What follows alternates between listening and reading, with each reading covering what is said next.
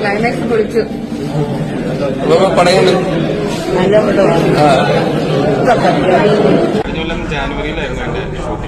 അതാ ലാസ്റ്റ് എൻഡിൽ വരുന്ന കാന്താരയുടെ ഒരു ഇമ്പാക്ട് ഉണ്ടായിരുന്നു. അതെ, ആ പെർഫോമൻസ് എങ്ങനെയായിരുന്നു നിങ്ങൾക്കുള്ള സീക്വൻസ് ചെയ്ത് എന്താ വോയിസ് ഒക്കെ വരുന്ന കാന്താരയിലെ സെയിം വോയിസാണ് വരുന്നത്.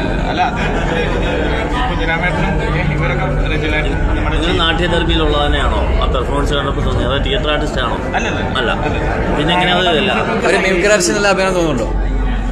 തീർച്ചയായിട്ടും നമ്മൾ ഈ പിന്നെ കാണാനാണെങ്കിലും ബാർബർ ഷോപ്പ് പോലുള്ള സ്ഥലത്തുകളെല്ലാം അല്ലേ ചെയ്ത് അങ്ങനെയുള്ള നമുക്ക് ഇങ്ങനെ ഒരു നമുക്ക് ഇങ്ങനെ ഒരു സാധനം ചെയ്യാൻ പറ്റുമെന്ന് പറഞ്ഞ് വിളിച്ചത് എനിക്ക് ഇതിൻ്റെ ചീഫ് അസോസിയേറ്റ് ആയിട്ടുള്ള രജിലേട്ടനാണ്.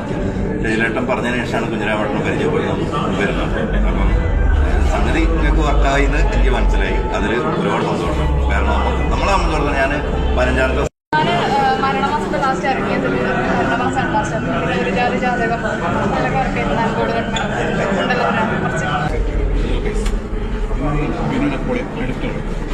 സൗണ്ട് ചെയ്തത് രഞ്ജു രാത്മാർക്കി രഞ്ജുവാണ്.